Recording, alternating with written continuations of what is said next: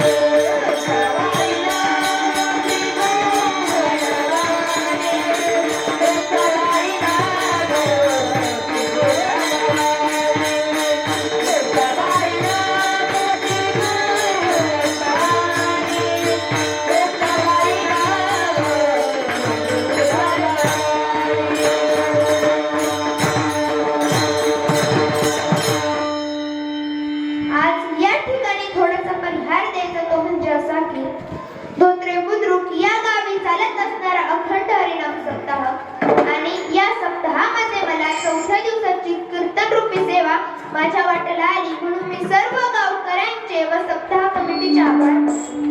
तसेच माझे गुरुवर्य महाराष्ट्रातील नामवंत कीर्तनकार हरिभक्त परायण सौ अनिताताई जाधव यांच्या गुरुकृपेने व तुम्ही सर्व टाळकरी माळकरी वारकरी यांच्या आशीर्वादाने मी माझ्या कीर्तन रूपी सेवेला सुरुवात करते.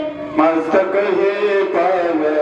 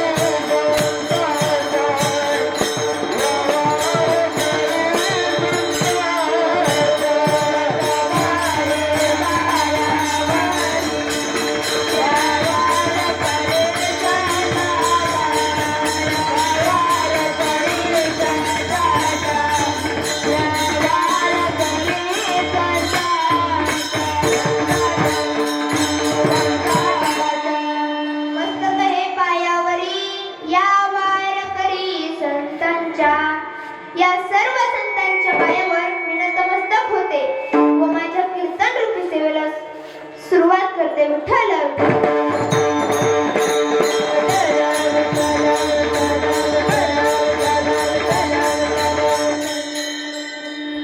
प्रस्तुत प्राप्त प्रसंगी प्राप्त स्थळी कीर्तन रूपी सेवे करता निवडलेला अभंग पैठणचे सुप्रसिद्ध संत शांतीब्रह्म एकनाथ महाराज यांचा फार नाही तर फक्त 4 चरणाचा अभंग मी आजच्या सेवेकरता निवडलेला आहे. विठ्ठल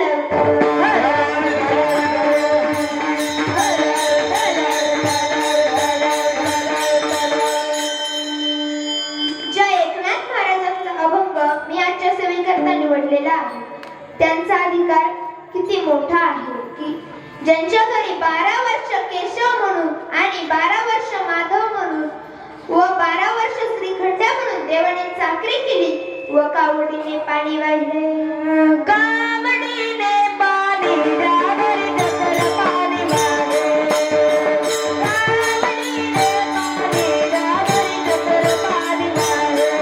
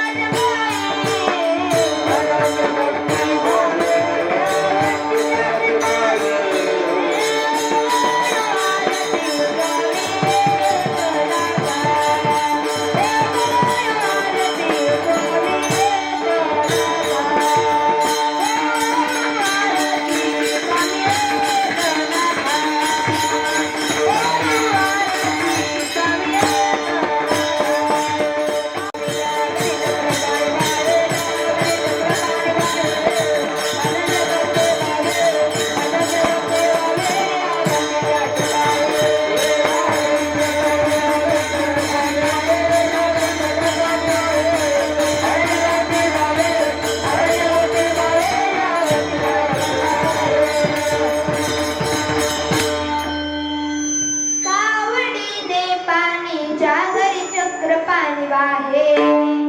अनन्य भक्ती भावे निळवंदी त्याचे पायी निळवंदी त्याचे पायी ओ वाळू आरती स्वामी एकनाथा. ओ वाळू आरती स्वामी एकनाथा.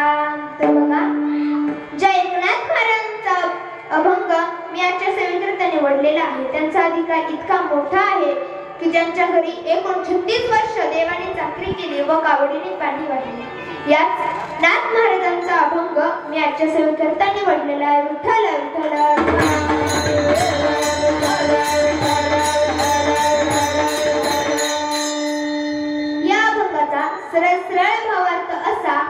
एकनाथ महाराज म्हणतात, आपल्याला जर देवाची प्राप्ती करून घ्यायची असेल तर आपल्याला संतांची संगत करावी लागेल व संतांचे पाय धरावे लागतील. हरी प्राप्तीचे उपाय धरावे संतांचे ते पाय. आपण जर संतांची संगत केली तर आपले संसार बंधन ही तुटतात व आपण संसार बंधनातूनही तरतो. तेने साधती साधने तुटती भावाची बंधने. तर बघा, हे मी नाही तर चारही वेदही सांगतात. संताविना प्राप्ती नाही ऐसे वेद देती ग्वाही. तर बघा, आपण जर संतांची संगत केली तर आपल्याला देवाची प्राप्ती होते, पण ते संत आपले मनोरथही पूर्ण करून देतात. एका जनार्दनी संत पूर्ण करती मनोरथ. हा झाला अभंगाचा सरळ सरळ भावार्थ विठ्ठल.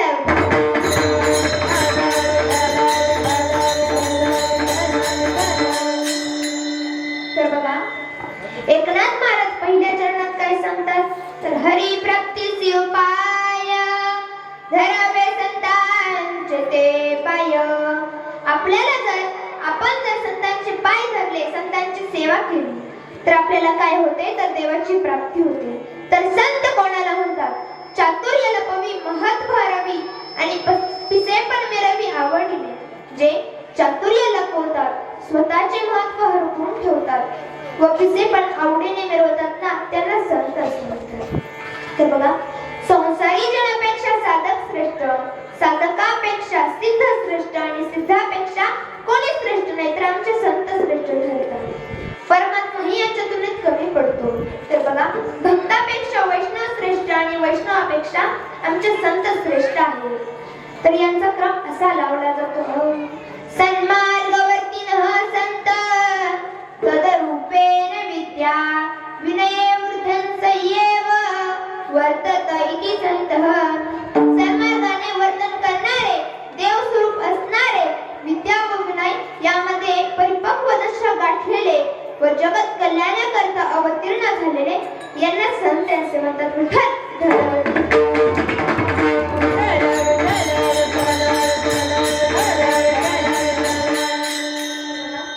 शांत महंता ज्याच्यात वास करते, लोक हिताकरता विचार करतात, जिकडे जातील तिकडे वसंत ऋतूसारखे वातावरण निर्माण करून देतात आणि स्वतःचा भावसागर संपलेला आहे पण कोणताही हेतू न ठेवता दुसऱ्यांना भावसागरातून पार करून देतात, त्यांना संत असे म्हणतात. तर बघा, ज्ञानेश्वर महाराज ज्ञानेश्वरीत गोड वर्णन करतात. ते चालते ज्ञानाचे बिंब, तयाचे अवयव सुखाचे कोंब, एरमन सुपनका भांब, लौकिक भाग. ते चाल ज्ञानाचे बिंब आहे आणि त्याचे अवयव सुखाचे कोंब आहे. तर बघा, दया, क्षमा आणि शांती ज्या ठिकाणी वास करते ना, त्यांना संत असे म्हणतात. संत त्याची धना जगी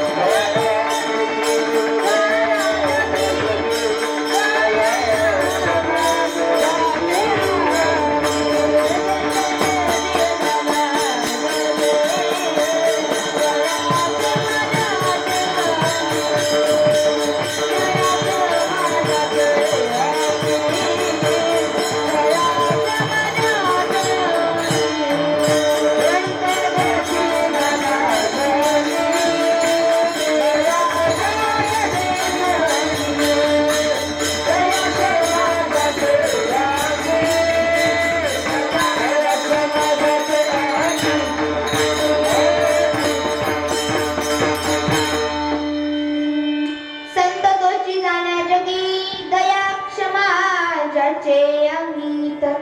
आमचे संत हे शांत स्वभावाचे होते. तर तुम्ही मला महाराज हे फक्त श्लोकामध्येच वर्णन आहे का? तर नाही, तुम्हाला उदाहरण देऊन पण सांगते. एकदा एकनाथ महाराज गोदावरीचे स्नान करण्याकरता गेले व इकडे काही खोडकर लोकांनी ठरवले की एकनाथ महाराजांना राग आणायचा. तर बघा, हे काम कोण करणार म्हणून त्यांनी एका यवनाला सांगितले. मग एकनाथ महाराज तिकडून स्नान करून आले व तो यवन त्यांच्या अंगावरती थुंकला. परत एकनाथ महाराज गोदावरीचे स्नान करण्याकरता आले व गोदावरीचे स्नान करून परत आले व परतही तो यवन त्यांच्या अंगावरती थुंकला. असे करता करता 108 वेळा तो यवन त्यांच्या अंगावरती थुंकला व 108 वेळा एकनाथ महाराजांनी गोदावरीचे स्नान केले. तर एकनाथ महाराजांनी वरतीही पाहिले नाही तर आपल्या अंगावरती कोण थुंकते.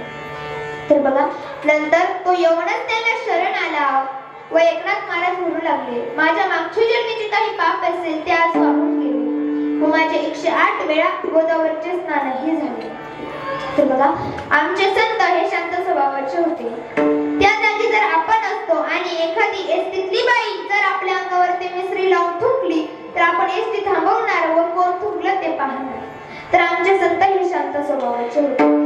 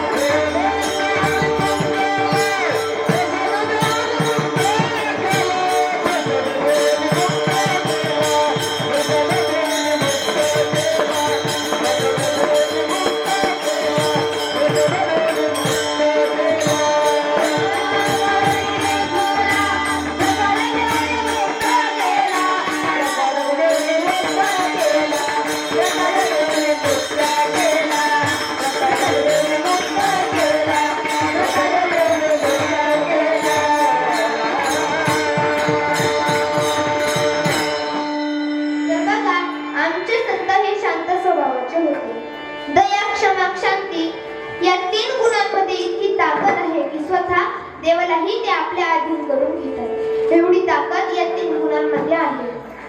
म्हणून सांगते, संतांची संगत करा व संतांचे पाय धरा. तर संतांचे पाय धरल्याने काय होते तर आपल्याला देवाची प्राप्ती होते. तर कोणाला देवाची प्राप्ती झाली तर आमच्या नामदेव रायांना. ज्ञानेश्वर महाराज तीर्थयात्रेकरता निघाले. त्यांच्यासोबत त्यांची बहीण भावंडे तर होतीच, पण शिवाय चोखा मेळा भानुदास महाराज सावतामाळी ही संत मंडळी त्यांच्यासोबत होती. इत्यादी अनेकही संत मंडळी त्यांच्यासोबत होती. ते तीर्थयात्रा हिंडता हिंडता गोरोबा काकांच्या गावात पोहोचले व गोरोबा काकांच्याच घरी मुक्काम ठोकला. गोरोबा काकांना व त्यांच्या पत्नीलाही अर्थातच धन्यता वाटली. मग गोरोबा काका मडके घडवीत होते. त्यांचा धंदा होता की मडके घडवायचा. मग त्यांच्या हातातले थोपटणे पाहून मुक्ताईने विचारले, गोरोबा काका हे काय आहे हो? त्यावेळेला गोरोबा काका म्हणाले, मुक्ताई यांनीच मला कळते की मडके कच्चे आहे की पक्के. त्यावेळेला ती छोटीशी मुक्ताई म्हणाली, गोरोबा काका तुम्ही आम्हा सर्वांच्या मडके चेक करून पहा आणि ज्याचे कच्चे असेल ना त्याचे होम करून भाजून काढा. आधी निवृत्ती महाराजांच्या, मग सोपान काकांच्या, मग मुक्ताबाईच्या या तिघांच्याही डोक्यात घर मारला पण त्यांना काहीच झाले नाही. मग सर्व असे रांगेत बसले होते. मग नंबर आला नामदेव महाराजांचा. मग नामदेव महाराज म्हणाले, नामदेव महाराजांच्या मनात विचार आला, एवढा मोठा घन जर माझ्या डोक्यात टाकला तर मी राहील का? मग नामदेव राय उठून पळायला लागले. त्यावेळेला मुक्ताईने आवाज दिला, अरे नामा कुठे पळतोस? थांब, तुझे मडके कच्चे आहे की पक्के ते आपण चेक करून पाहू आणि जर कच्चे असेल ना तर होम करून भाजून काढू. त्यावेळेला नामदेव राय हे ऐकून आणखीनच पळायला लागले व पळत मंदिरात गेले व देवाला म्हणू लागले, देवा माझं मडकं खरंच कच्चं आहे का रे? त्यावेळेला देव म्हणाले, हा नामा तुझं मडकं खरंच कच्चं आहे. त्यावेळेला नामदेव राय म्हणाले, मी तर तुला सोडून एक क्षणभरही कुठेही जात नाही आणि माझं मडकं कच्चं कसं आहे? त्यावेळेला देव म्हणाले, नामा तुला विसोबा काकांकडे आता ओढ्या नागनाथाला अनुग्रह घ्यायला जावा लागेल. त्यावेळेला नामदेव राय म्हणाले, मी एकदाही तुझ्यापासून लांब गेलो नाही आणि आता कसा जाऊ. त्यावेळेला नामदेवरायांच्या डोळ्यात अश्रू आले व भक्तांच्या डोळ्यात अश्रू पाहून देवाच्याही डोळ्यात अश्रू आले. दोघांच्याही डोळ्यातून अश्रू गळू लागले. नामदेवराय निघाले, ओंढ्या नागनाथाला पोहोचले व विसोबा काकांना खिडकीतूनच पाहू लागले. तर विसोबा काका शिवलिंगीवरती पाय ठेवून झोपले होते. मग नामदेवरायांच्या मनात विचार आला, तर आपल्याला देवाने यांच्याकडे पाठवलं आहे, हे तर शिवलिंग